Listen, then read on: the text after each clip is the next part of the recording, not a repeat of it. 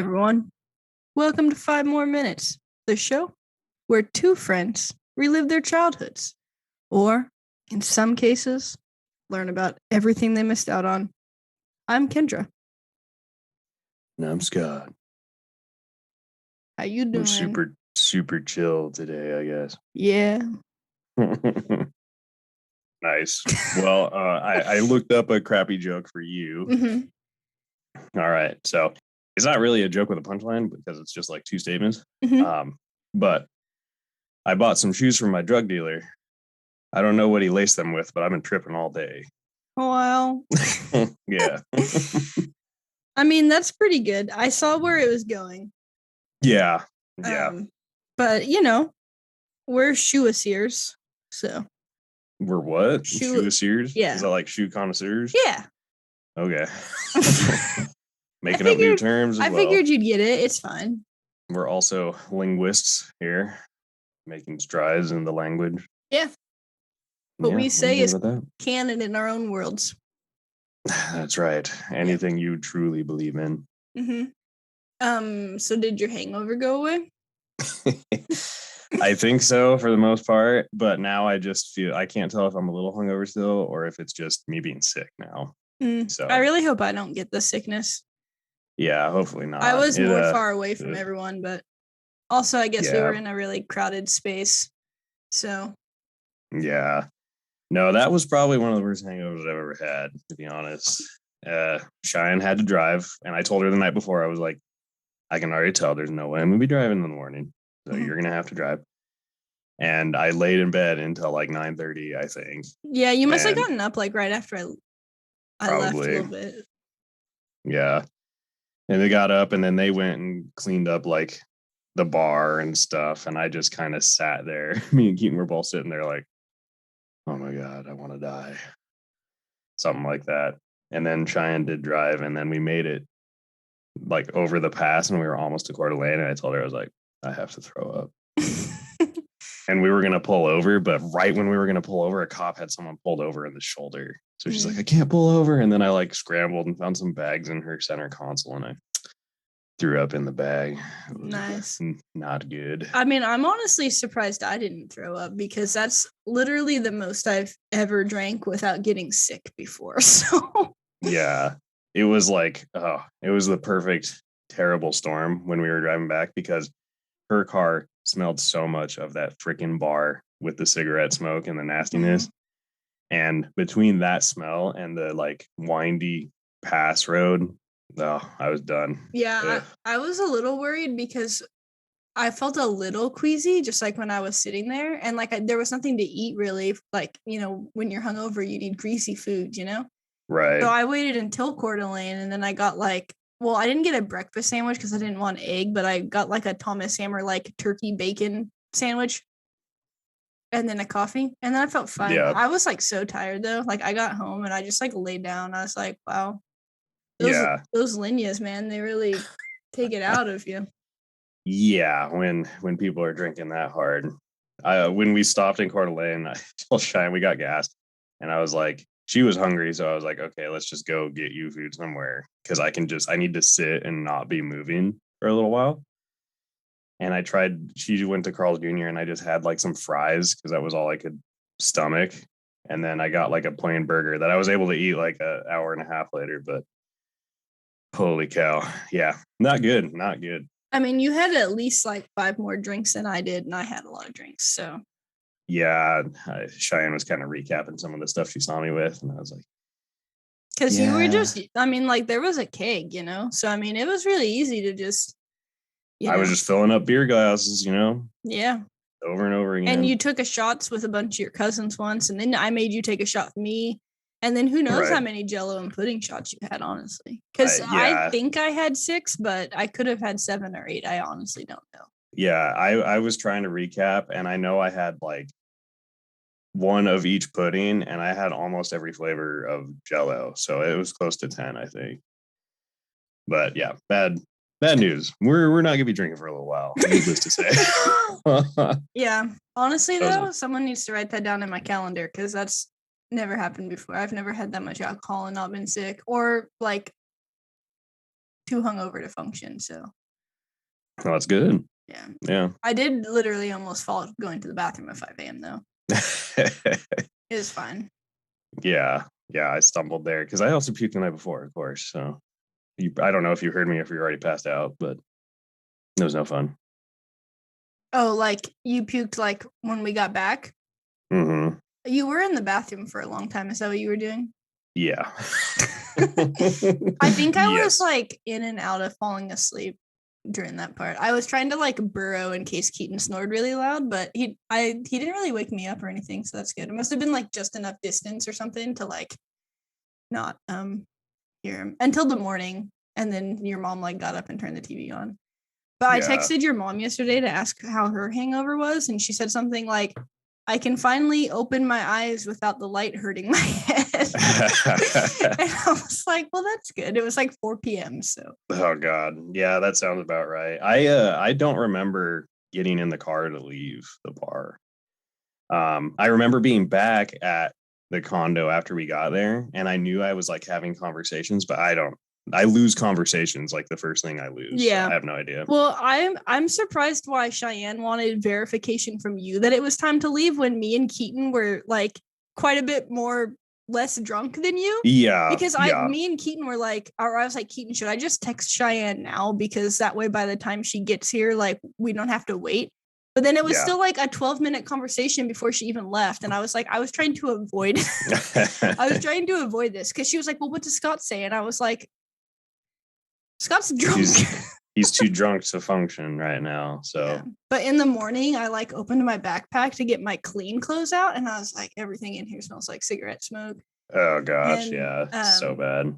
I guess I forgot to bring sweats, so I wore shorts, which is fine because it was like warm in the car. But I was like, oh, I'll just put my jeans back on, and then I was like, nope, not doing that. Nope, can't do it. Yeah. So apparently, I was like getting ready for bed, and Diane was like, because I told her like, you're gonna need to drive tomorrow, and she's like, oh, okay, well, you get, what do I get for driving you? And apparently, I was just so drunk, I was just like, I'll give you $500. Just drive. So yeah, and then she kept like trying to bring it up, and I was just like, $500. And then I just went to sleep, I guess. So wow, did you pay her? Yeah, checks pending. We'll pick it up. Yeah, I did tell my mom that Cheyenne drove my car and that she had to pull over for Jackie to puke. And she was like, did you check to make sure there was no puke in the car? I was like, there's no puke in the car. Yeah, that's funny. Yeah. Yeah, and Cheyenne was all like, why did you warn me so much that I was driving Kendra's car? And I was like, because it's Kendra's mom's car. I just wanted to make sure this is not her car. You just got to be careful with it. So, yeah, that was kind of funny. Yeah. Long weekend. Thank God that we did that on a Friday because I would not be ready for work. I still have a lot of sick days. I couldn't call out. I couldn't have those. Oh, shoot. Uh-oh. I told my college classes we were going to do a really fun critical thinking activity in between the last unit, which is due tomorrow at 8, and the new unit, which I told them we would start on Tuesday. And I have not at all planned this super fun critical thinking activity. And I already did the egg drop thing. So I need to think of something else. And I probably need to go to the store and buy supplies. Oh, you need to do that today, huh? Yeah. Okay. Very nice. Cool. Well, maybe while I talk about this episodes of Critical Role, I'll have a magical idea of what I can have them do. Yeah, you'll be inspired. Anyways, I guess we can stop talking about our wild weekends. If any of my students listen to this and think that I'm some like tight buttoned person, they've learned something. Yeah. Kendra lets loose every now and then. Yeah, once every 3 years. Right. Yeah, that's about the going rate. Got to catch them in the right time. Anyways, I guess we're going to talk about man, I also feel like between the allergies and the smoke, my voice isn't all the way there. Mine's rough. Yeah. But that's okay. I'll only hate myself a little bit more than normal when I listen to the podcast. When you edit it. Yeah. Yeah. Because that's actually another side note that I was talking to Cole and Alicia about. Because I was like, yeah, I say words wrong all the time. And I have to listen to myself do it because we were talking about the podcast. I was like, Scott really looks out because he doesn't have to listen to himself. Yeah. Yeah. Only when I want to. Yeah. But anyways, we're covering episodes 7 through 9 of The Legend of Vox Machina. Nice. Yeah. So I guess we'll just go through those real quick. Yeah, why not? Yeah, why not? And I thought I'd switch from the full group photo to Percy, who is Scott's like inner man. Yeah. He's kind of the one I guess I would relate to most, I suppose. He's the brooding, kind of smart type. So And that's what you got in the quiz, right? yes. Yeah. Anyway, so episode 7 is called Scanbo, which is Scanbo. quite honestly weird.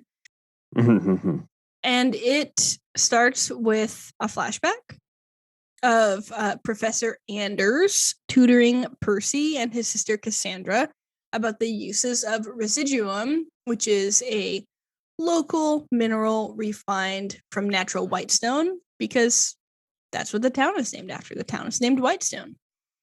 Cassandra teases and pranks Percy during the lesson, and the DeRollo parents interrupt, and Anders gets into an argument with them. Foreshadowing. Yeah. Oh, but I guess also, like, did you have any intro thoughts before we jump in, or do you just want to toss in your words as a salad would while you eat it? Yeah, I can just toss like a salad, go on the fly. I did think it was interesting how they really highlighted his sister to be like the problem child in that flashback, like spilling things, messing with Percy, being a little bit of a delinquent during class. So that was interesting. Kind of like Keaton. I didn't know him too much through high school because of the big age gap, but maybe he was a delinquent. I mean, he just felt like a delinquent when we were 16 and he was 9 and we had to do things with him. Yeah, he was like, man, I'm cool. Yeah, just like that.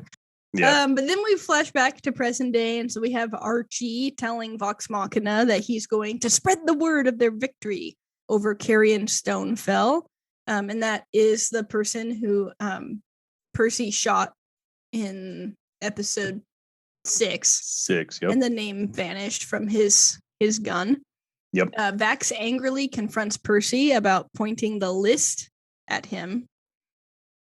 Because, you don't want to be doing that. At the gun, basically. Yeah. And Vex asks him how he first created the pepper box. So then we get Percy telling them of his escape from the Briarwoods in a little bit more detail than he's mentioned before, that he lived on the streets, and that during this time he kept having nightmares. But in one dream, he had a vision of the pepper box, which he eventually manufactured. And then it shows him with these goggles on, and he's like, blacksmithing and like doing all this stuff, and so he's creating the gun surrounded by black smoke. Very dramatic, honestly. Very dramatic, yes. Dramatic montage of building. So when he is done, Grog asks him what is inscribed on the barrels, because presumably, since Grog is a half giant and a barbarian, he's not very smart. Right. So he probably can't read those names. Oh, that's rude. You're assuming a lot, but you might be right. I think I am. So Percy is telling his story.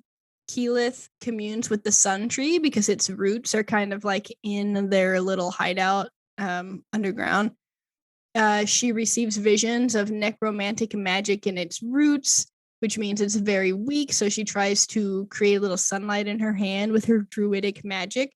But the tree is so dry, it does sprout a nice little green leaf for a second, and then it instantly dies. But the tree is so dry that it sets some of the roots on fire. So, kind of interrupts the story awkwardly. She's like, guys, fire. Right. And then I don't remember which one of them, if it was Vax, yeah, was puts it? it out. Yeah, and Grog is upset because it was a full barrel of ale. Yep, that he used to put out the fire. Yeah. And then Vex and Vex argue about Keyleth potentially blowing their cover, by creating a fire when they're trying to hide. Percy tells Archie that he needs to know how Cassandra is doing, but Archie tells him that it's too dangerous to get her directly, and instead they should go after one of the new nobles and burn down their house as a distraction. New nobles is a group of antagonists that assisted the Briarwoods in taking over Whitestone and were rewarded with titles and lands. Hence the word new noble. Right. Yeah. So one thing I'll add while you take a sip of your drink. At the point where Keyleth interrupts Percy's story, he was saying, I inscribed the name of all these people on the barrels, and then Scanlan says, wait, that's only 5 names. Who is the 6th? And then it gets cut off. So we don't know who the 6th name is. That's true. I remember that happening, but kind of forgot about it. Yeah, so watch out for that in the future, but I think it's some kind of foreshadowing as well. So most likely. Yep. So Scanlan volunteers to go burn their house down. Because why wouldn't he, Yes, he wanted to very much, and the people were not really on board. They're like, we're the distraction guys. You're like the goof off sing song guy. This isn't really a job for you. Yeah, they're very much like, I don't know, man. Are you sure about that? But he argues that he is very good at being annoying. It's true. So they reluctantly agree. They're like, yeah, that's right. You are pretty weird. Fair. You're annoying. You make sexual jokes all the time. Yeah, and you sing a lot, so I guess that's distracting. Well, yeah, that's what I'm saying. Me and Scanlan, same energy. Pretty similar. Yeah, same energy.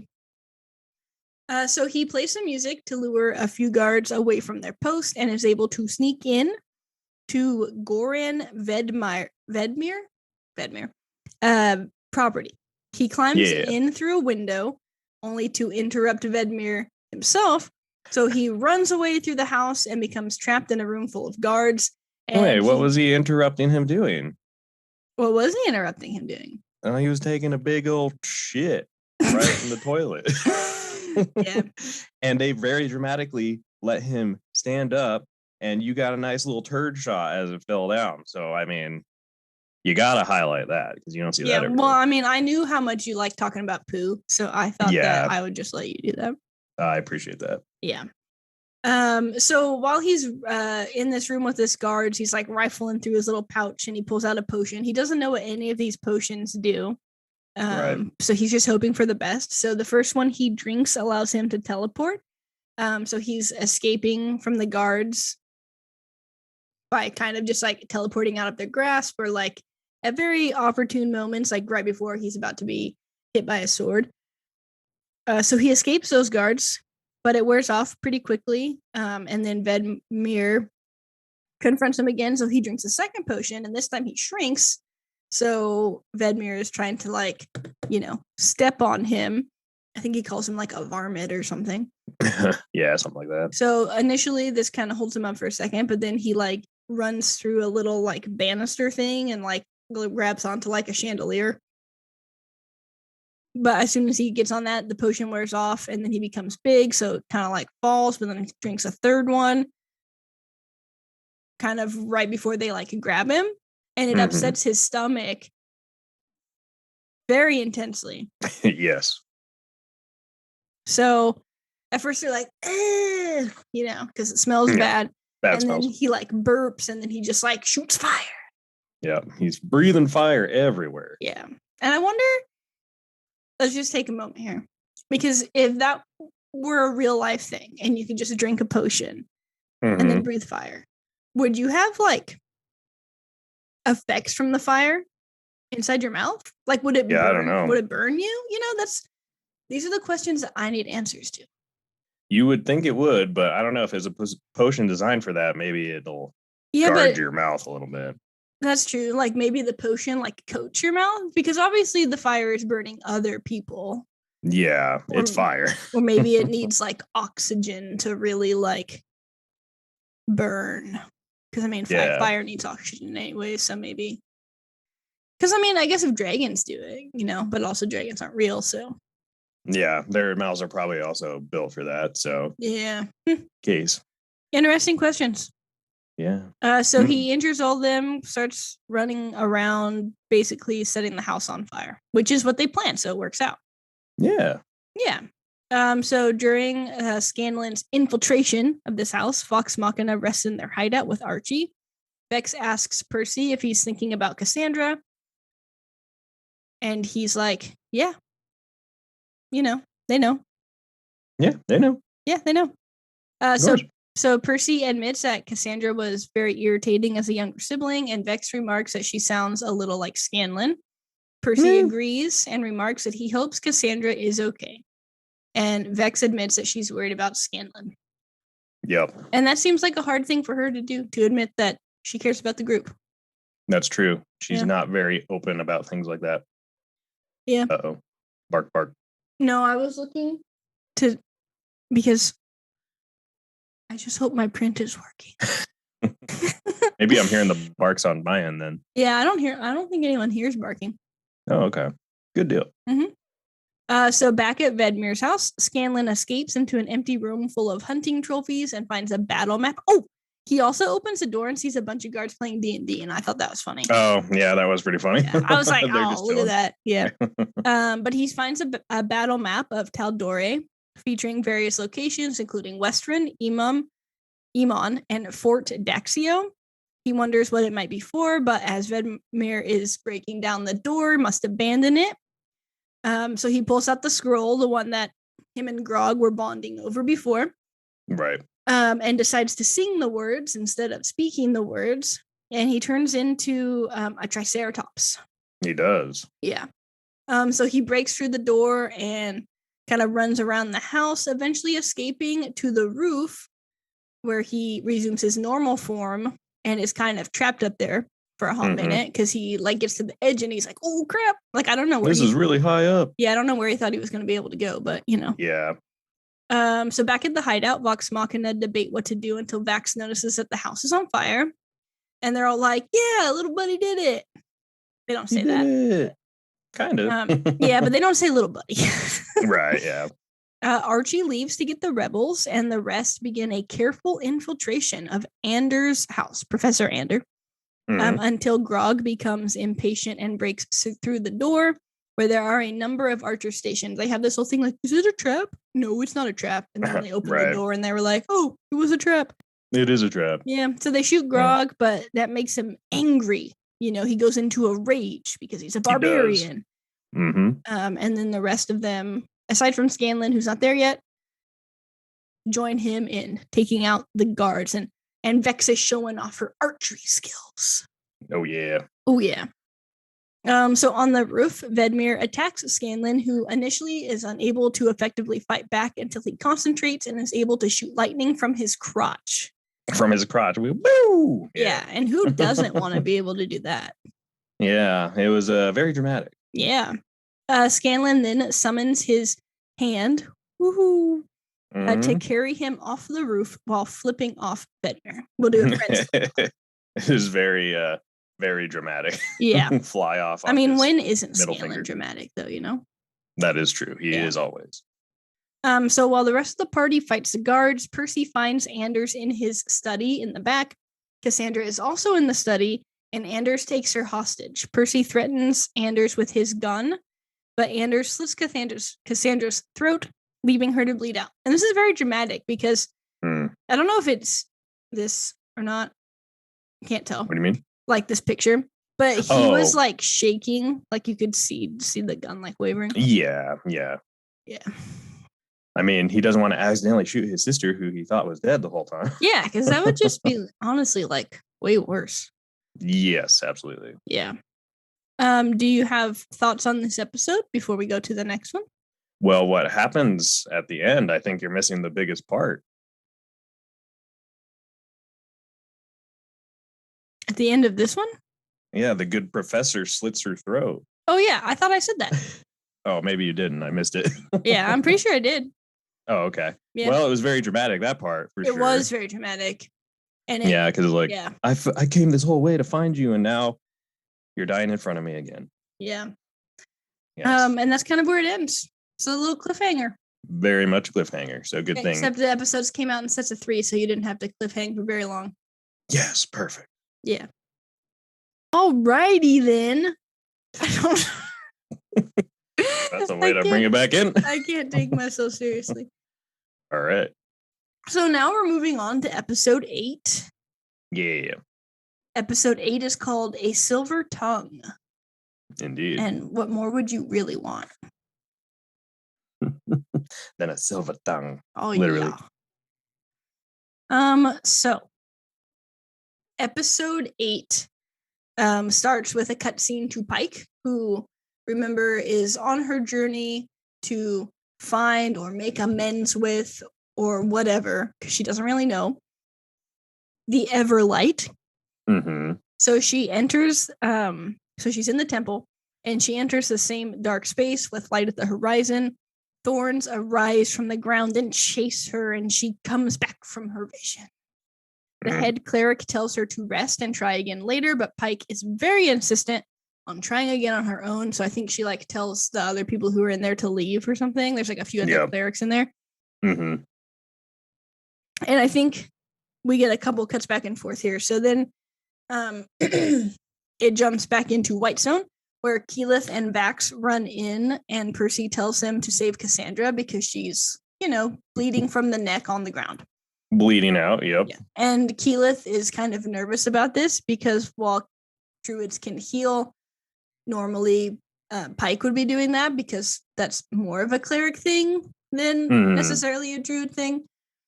So Keyleth and Vax are working together. She's like, get this thing, and the pouch labeled dirt out of this. Yeah, and get the dirt. Yeah, and then apply pressure to it, So they're trying to do that. Meanwhile, Anders taunts Percy, who is shooting at him several times but misses. He also has this really fancy like reloader for his gun. Yeah, just kind of like if you've seen like a revolver fast reload, it's kind of like that. Pretty fancy. Anders escapes to his darkened library where Percy follows him.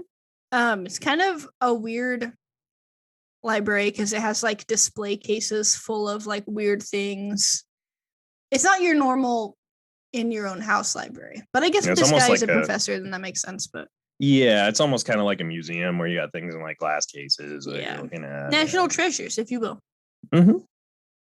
So he uses his strange silver tongue, hence the name of the episode, to command several very large suits of armor, not just like your normal like suit of armor that you picture in any sort of like British film where there's just like a silver knight, but these are like big boys, Yeah, they're like behemoths. They're like bigger than Grog, or a similar size to him. Yeah. So he's trying to fend those off because he commands them to attack Percy. So Percy's like, what's his little gun gonna do about that? Not much. And then Vax eventually shows up. He probably heard the commotion, and Keyleth is still trying to heal Cassandra. In the main entry hall, Grog and Vex kill the remaining guards and hear the others calling them. I'm sure they also heard lots of big booms and things because those big boys aren't going to be quiet. No, not at all. After a few moments, Cassandra responds to Keyleth. Keyleth like freaks out and hugs her and then introduces herself, I think. Yeah, she thought she had failed, and then Cassandra was just kind of laying there, and then she's like, I'm alive. And then she's like, I'm going to go find Percy. And Cassandra just like, okay, see you later. Exhaustion of almost dying, I guess. Yeah, lost a lot of blood. Yeah, so Keyleth is like, doing that fast kind of almost an anime run because it's not totally an anime, but it's kind of an anime. Yeah. I don't really watch that much anime, so I'm just assuming, but it's similar, I feel like, to what I've seen. Anders escapes to a dark... Oh, wait. I just went too far up into my notes. Where? What did I just do? I don't know. What did you just do? I don't know. I got confused. But anyways, Keyleth joins the rest of the group. I don't know. Yes. I don't know what I was doing there or what happened. But she joins the fight. Percy is able to identify a weakness in the joint of the armor, which makes sense because they're probably just armor, like being animated. And he, Vex, and Vex are able to quickly disable the remaining constructs. Anderson uses his silver tongue to command Grog to turn on the rest of Vox Machina. Yeah, no, unfortunate. Then we get a flashback to the temple where Pike is, or not another flashback, but whatever you call it, a cut over. Yeah. So Pike is caught again by the thorns and is unable to return this time. She was instead pulled under the water through to the other side. A massive sun-like light appears, and within it, the form of a woman. Pike tells the Everlight that she is trying to find her way back, and the Everlight responds, "Lies will not lead you back." Right. And there's like a longer conversation there where, because I don't think I see this part in here. Oh no, wait, never mind. That's in the next cutscene. Time out. We'll come back to that. Time out. So lies will not lead you back. Yeah, and she's like, lies. What? Yeah. What? She's very concerned because she doesn't know what that means. So Vox Machina is now trying to restrain Grog without, like, going full ham on him because he's their buddy. Killing him. He's their big buddy. Anders uses the tongue to control everyone else, and sets them all upon Percy.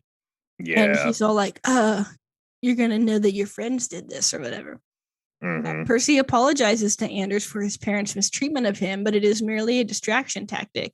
And he very clearly, like, is talking about what he's doing too, because he's like, you need time to, like, think things through clearly. Yeah, and the guy's like, oh, it's too late for that, and then it's not, Then he shoots him.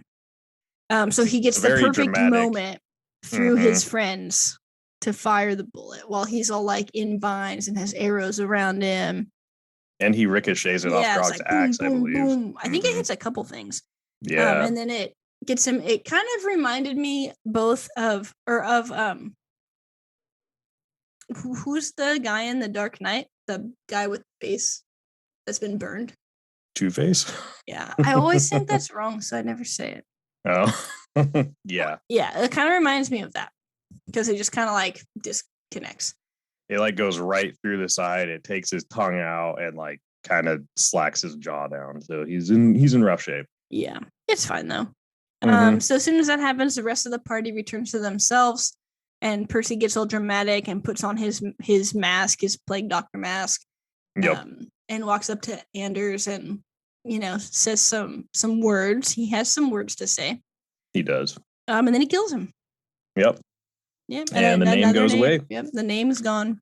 Keyleth notices the smoke around Percy again. I don't really know what that's leading into because that was also in, like, when he was doing his flashback. Yeah, well, I think he's made some kind of a pact with some kind of dark god. Yeah, that would make sense. Yeah. Like a warlock pact. Yeah. Yeah, and it's given his gun this power when he's attacking people with the names on it. Yeah. Yeah. That's probably accurate. So very dramatic, and they're noticing it happen more and more. Because I know that I don't know that much about the Blood Hunter thing because it hasn't been official for that long, but it's, I guess, probably similar to a warlock in that they have some deity that they've made. Because, like, a warlock gets their powers because they made a pact with, like, a deity, Right. So it would make sense if there was something like that. Oh, there's something going on. Someone probably knows more, and it's like, why is this stupid lady talking about this show? Well, we don't want to spoil anything yet. We're going with the show. They don't know. We don't know. Yeah. Yeah. Anyways, so he kills him. They notice the smoke, etc. Cassandra calls out, and Percy rushes towards her as the rest of the party leaves to clear the house. They're like, all right, let's take a few minutes, look through here, see what we got. And then Percy has a moment with Cassandra where he's like, I saw you fall down. I thought you were dead. And she's like, I thought you'd come back to check. Yeah, very dramatic and a little, like Yeah, which I mean, I guess whatever. yeah, It's been 5 probably years and he didn't check to see if she was alive. So, probably feels bad. I get it. but essentially, she tells him that the Briarwoods kept her as a figurehead, but that she had been working as a double agent and feeding information to the resistance about what was going on. Yeah. And it's odd to me that they didn't know that, but yeah, seems odd, but yeah. It worked out. Vex finds a star chart in the house, which Keyleth identifies as being for the solstice, which is in 5 days. The party goes out to signal Archie, and Keyleth writes the Derolo crest in the sky.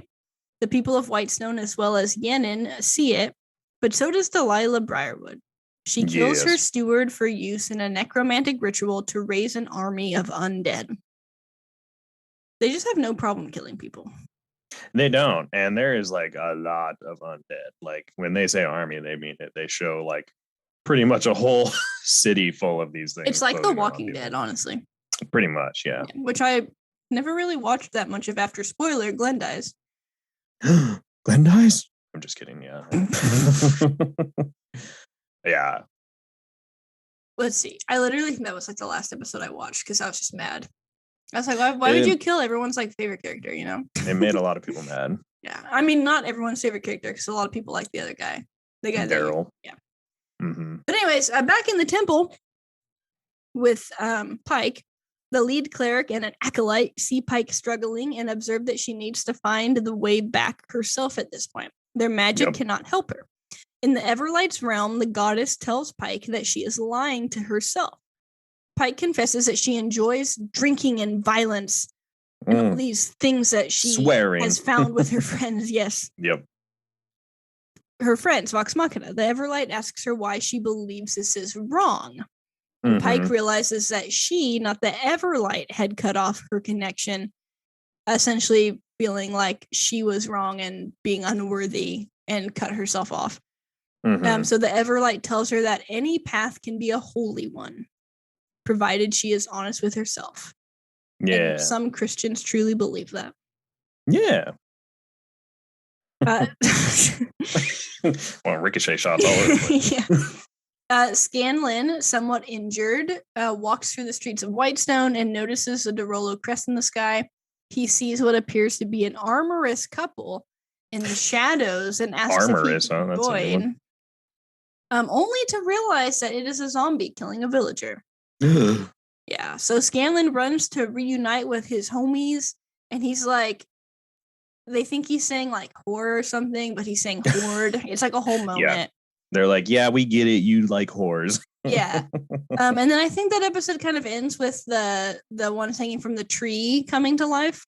The ones that were supposed to be their them. Oh, yeah. The ones that were the bodies that were hanging from the tree painted to look like them. They come to life as zombies, and that's where it ends. Yeah. Yes. So stuff's about to hit the fan, basically. Oh, yeah. Although I don't think there are fans in this realm. No, not electric ones anyway. If there was an OnlyFans, you know Scanlan would have one. Oh, of course. He'd be like the number one earner. Or the number one trying to earn. Yeah, all his money would just go back into it. It'd be like a cycle. Yeah. A vicious OnlyFans cycle. Yes. All right. Any other comments or critiques of episode 8 before we scoot on over to episode 9?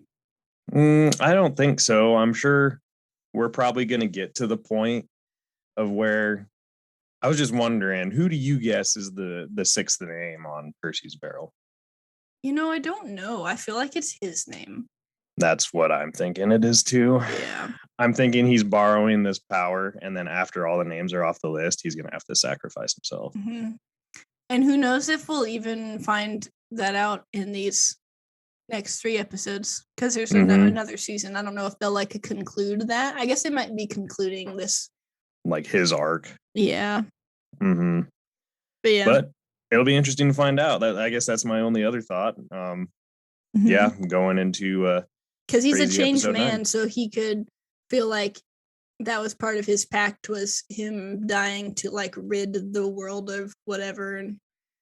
And I wonder if his sister being alive and not dead will play into the him not dying part, because he probably was like, oh, my family's dead, I should be dead too, or whatever. Maybe, or yeah, like his guilt is basically what made him put it on there. I don't know. We'll see. This is all speculation, but except for the people who watched the campaign. I know this is slightly different, but it's not like they're gonna kill his character. Right. All right, so the 9th episode, the finale for today, the Tide of Bone.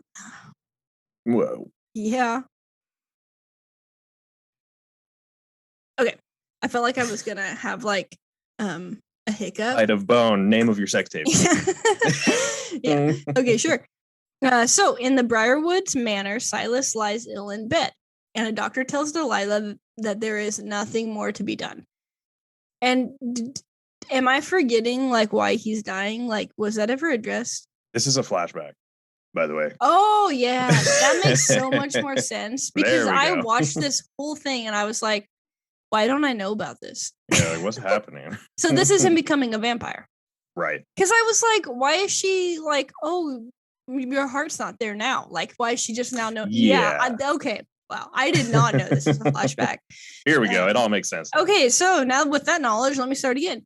In the Briarwoods Manor, Silas lies ill in bed, but we still don't know what he was sick with. No, just some kind of disease. Okay.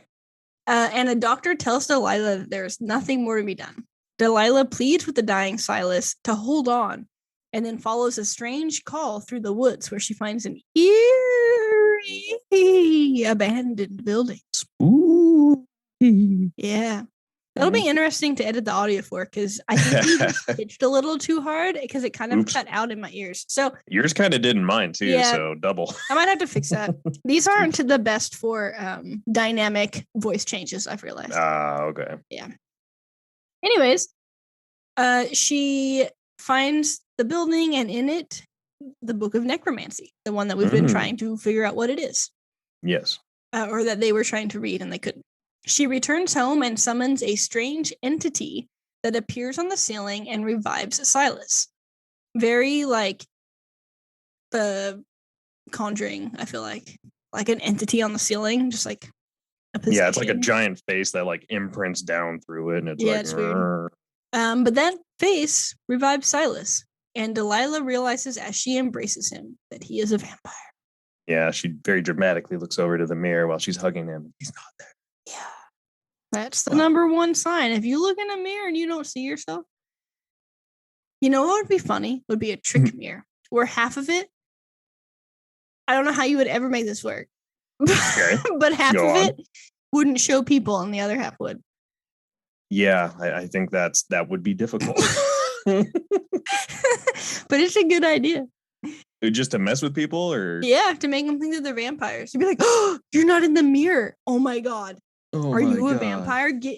I can't believe I invited you in. Get out. Wow. You know? Yeah. It was like, you can never come into my house again. Sorry, bye. Yeah. That's how you get rid of people you don't like. They'll just think you're crazy. Yeah. All right. Anyway, so now we flash forward to the present day. Yeah. And I wonder if we'll uncover more of like, obviously he becomes a vampire, but were they always just thirsty for like power? Like, did the vampire like play into that? You know, will we ever know? I don't know. Yeah, or after they get these powers, or they're like, oh wow, we're like a power couple now. We can do whatever we want. Yeah. Who knows?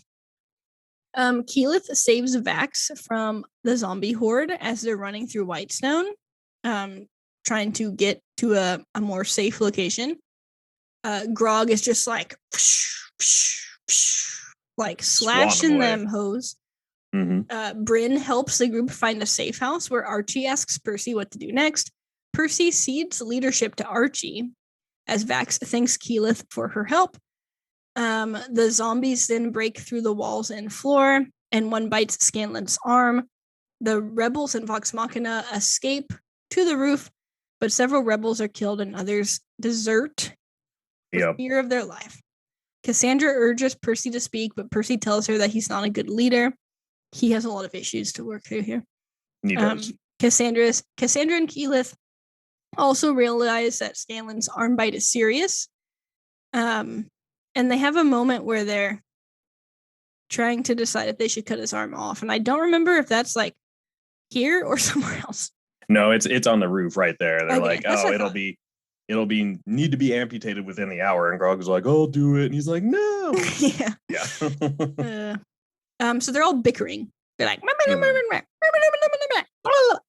Archie and Just Vex. like Yeah, just like that. They should hire me to be a voice actor. Like, come on. Yeah. Archie and Vex urge the party to run from the zombies, and they escape into an alley, then run through the streets where they encounter one of the giants. Percy shoots it with bad news, which is the rifle. But more giants come. Vex then tells everyone to escape and regroup at the sun tree. I wish I had a sun tree. Ooh, I have all those trees that Sawyer bought us. I should plant some. I ordered like the Sawyer. I ordered the Sawyer. I ordered the soil, but I was waiting until it got warmer because I didn't want to try to plant them in the winter. Yeah. Okay, anyways, more giants are coming. Vex tells everyone to, the sun tree. So as they do, Vedmir finds Scanlan again. Scanlan runs away. Percy and Archie fight together against the zombies, but Archie encourages Percy to step up and lead the rebels. Percy still refuses. Vedmir then runs into the fray in his pursuit of Scanlan, and Archie engages with Vedmir to protect Scanlan, but he is killed. Very suddenly, too. They were like, we're wasting no time here. Boom. Yeah. The rebels fall back and Vox Machina retreat through the streets. They are surrounded by zombies, but Keyleth summons her power and freezes a large swath of them, allowing Vox Machina to escape back to the Sun Tree as planned. Yay. Yay, woohoo! Cassandra again tells Percy to lead the rebels, and he confesses that he does not feel as though he deserves it as he ran away from the Briarwoods. She tells him that he's the only one who can step up, because they know that she was living with them. So even though she was feeding them information, there's still like some distrust there, you know? Yeah. So at her urging, he announces himself to the rebels and gives them a rousing speech. Yay. And so they all rush to battle. They're like, oh yeah, that's a boy, that's a boy. Yep. And then a whole bunch more come to fight. So as they fight, we have a confession that is made. Vax tells Keyleth that he's in love with her. Yeah, he's like, I know we're about to die and everything, so I'm just gonna tell you now. And they almost kiss, but Keyleth is like, hey man, this is like the worst time for this conversation. Right. Yeah. The rebels and Vox Machina are nearly overwhelmed when thunder crashes. And a glowing Pike appears. Whoa. Scanlan kind of makes a joke about marriage. And Grog, because she like fries the whole army in front of him and basically saved. Yeah. And Grog hugs her, and Pike explains that she's astral projecting, which leads me to ask, how do you hug an astral projection? I don't know, but he did it. She heals Scanlan's injured arm and kills many zombies with her radiant light, and the tide of the fight is turned, so Vox Machina and the rebels are able to fell the zombies and giants. Yay. Yay, woohoo! I found the source of the ticking. It's a pipe bomb. Hooray! At Whitestone Castle, Silas and Delilah watch the fight, and Silas leaves to join it. But Delilah tells him he's too valuable and that they should instead move ahead now with their plans rather than waiting. And I really want to know what that means.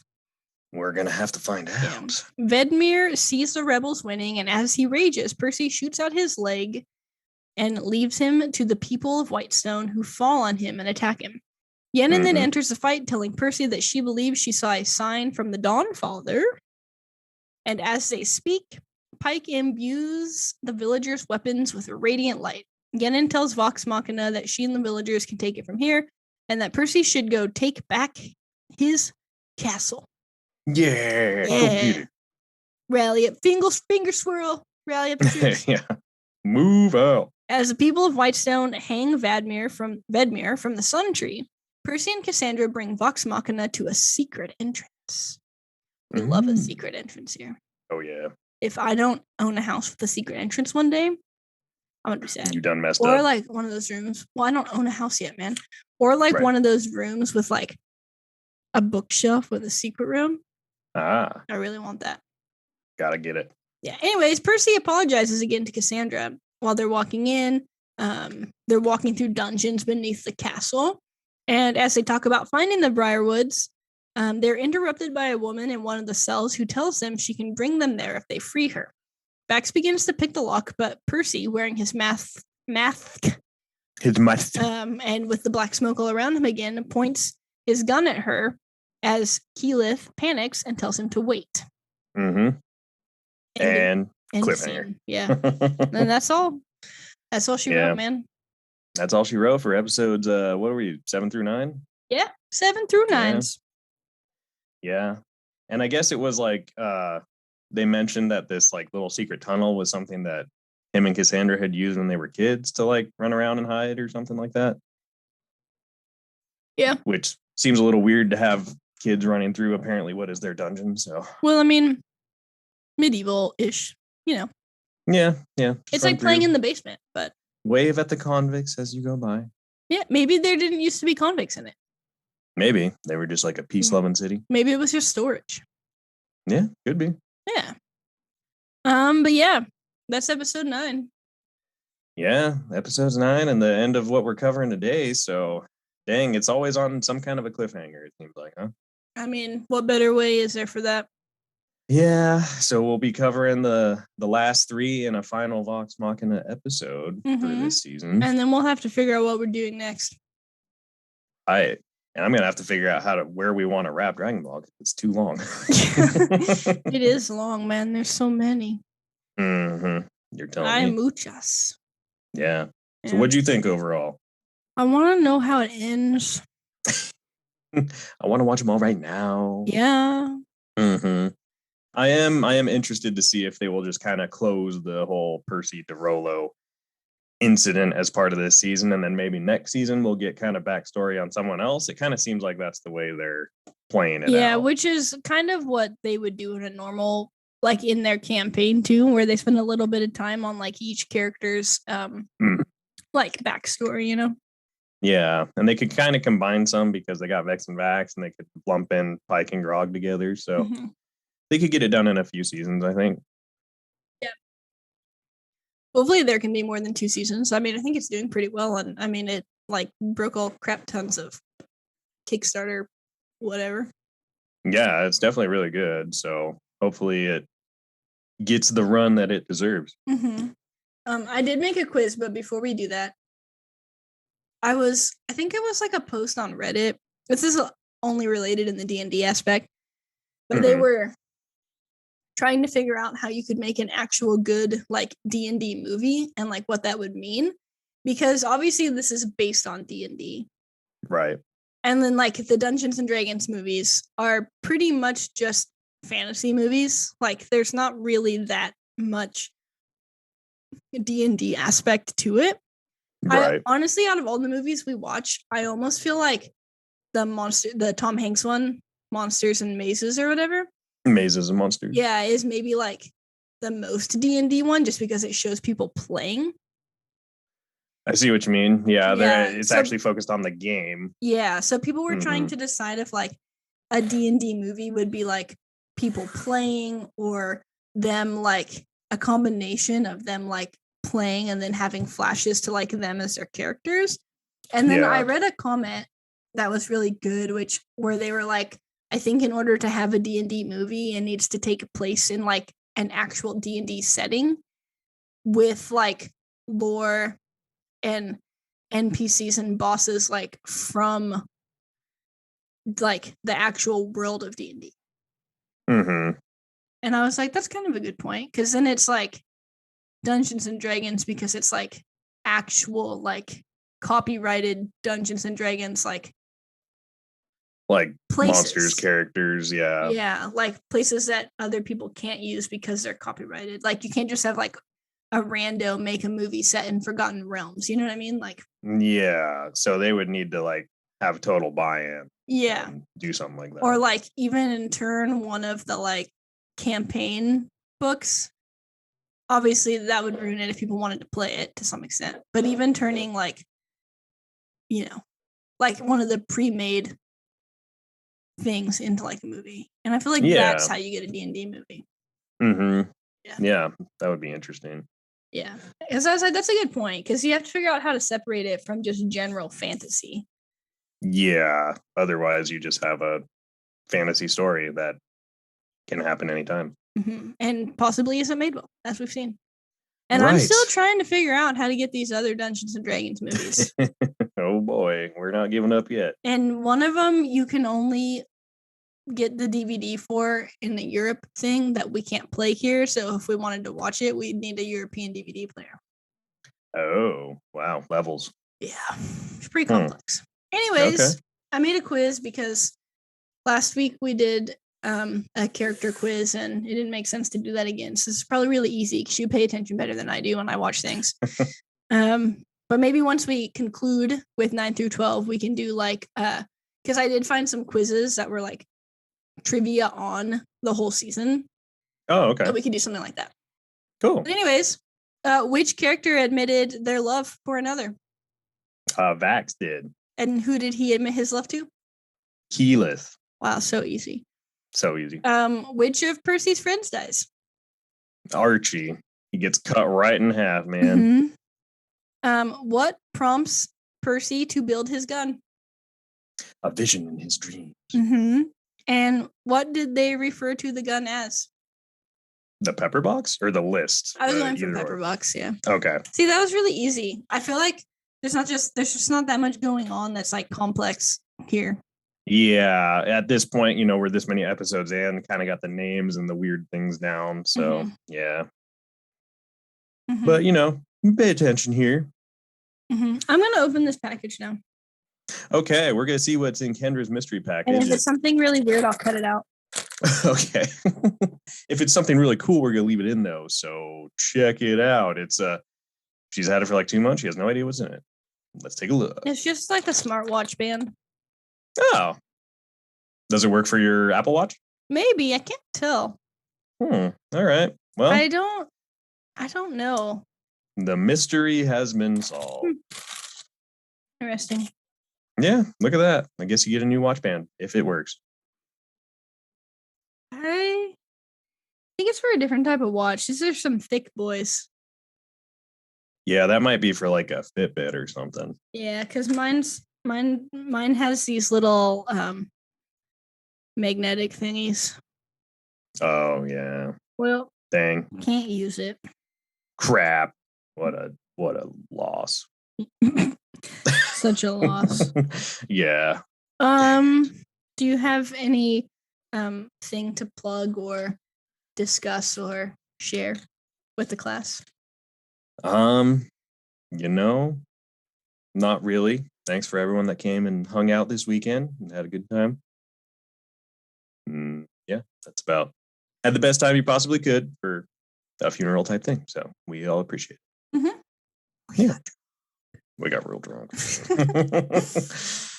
Yeah. That's how my family does it. So. At least I knew that. True. Good thing that wasn't the first time I was ever hanging out with your extended family. I would have gone to the hospital or something. Yeah, I've been overwhelmed and things might have ended poorly. You never know. Yeah, it was just really funny. I think I might have told you this, but you were drunk, so I don't know. Yeah. I was also drunk, so I don't know. But we got there and Mrs. Giese, we had barely even been in there. Mrs. Giese was like, "Where's your beer? Do you drink? Why aren't you drinking? Where's your beer?" Yeah. And I was like, "I don't know where the beer is. I just walked in. I'm trying to find the beer."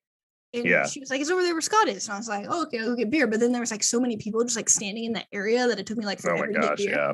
So then I got the beer and I drank my beer. And then for a second I didn't have a beer. Or I at one point threw my cup away, and I don't remember when she said this to me. But I was like, "Oh, I'm taking a break to drink some water because I donated plasma today." And she was like, "What? Why are you drinking then?" And I was like, "Geez, pick a side to be on. Do you want me to drink or you don't want me to drink? What's the deal?" Right. That's funny. Yeah. But you survived. I did. And I honestly think that might have helped me because I had the stuff pumped into me from the plasma. And I drank a lot more water in the morning than I normally do. Yeah. And then I drank 2.5 bottles of water while we were at the bar. At least 2.5 bottles. And 2 cups of water before I went to bed when we got back. So good job. Look at you. Yeah, I was very hydrated. Yeah, that probably helped. That was way more water than I had. So Yeah, makes sense. you drank a little bit of water before you went to bed, but I don't think you drank very much. I remember having at least one water bottle at the bar, but I can't remember much Yeah. more Well, than and that. you filled up a cup when we got back, but I don't know if you finished it or not. Oh, I definitely did. I was drinking a bunch of water. But it was too late at that point. Yeah, you gotta hydrate while you drink, you know? Yeah, for sure. Yeah. Well, So what about anyways, you got things to plug? I still have some sets of dice in stock on sale, 25% off. So There you go. 3 of my 4 Witcher sets never sold, and those are still in stock. So I've got Mm. Cirilla, Yennefer of Vengenberg, and Jaskier the Bard. Those are all still in stock. And I took some new pictures today because the day I took pictures, I couldn't get my lighting good. So I was like, well, maybe I just need to like take pictures again because it was just a bad lighting day, I guess. Yeah. But yeah. So go buy those. Yeah, they're 25% off and they look dope AF. And you can find those at brokenbowdiceshop.com/shop. Yeah. And when you Go order pick 'em my up. dice, you get one of these cool stickers. Look at that. And I have other stickers. Sometimes I mix them in. And you get one of these cool business cards. Look at that. And there you go. Here's a QR code. Yeah, scan it and is go it there. backwards though? I can't tell.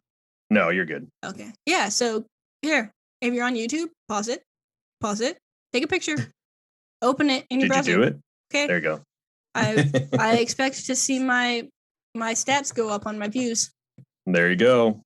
Anyways, and then I guess I'll plug us like I normally do. So yeah. You can send us an email to 5FIVE more minutes pod@gmail.com with questions or topic suggestions, whatever. Greta, I haven't heard from you in a while.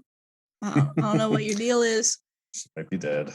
Yeah, you can also follow us on our socials at 5MMPOD and use that hashtag 5MMPOD. Watch our stuff, like it, send it to your homies, click the little arrow, share it, engage. Yeah, you can also find us in like any podcasting app pretty much. So please download the episodes, even if you don't listen to them. But if you don't listen to them, you wouldn't hear this. So download the episode. Do both. Yeah. Share us with your friends and family, your friends who are your family, and your family who's more like friends and family. And go to our website, bit.ly/5MMPOD. And I have a blog I'm going to add, but I haven't yet. So here's a prequel. It's going to be the 5 best YouTube videos of the, what did I say? 2000s? I think so. I've got some real bangers lined up. Go bangers. Check them out. And I'll have another shoe blog probably the week this drops. Yeah. So hopefully it's up before this episode. Mine probably will be up not before this episode. All right. After the episode. Perfect time. But I'll do it. Yeah. I was going to do that last night too, and I was too tired. So I just played Elden Ring.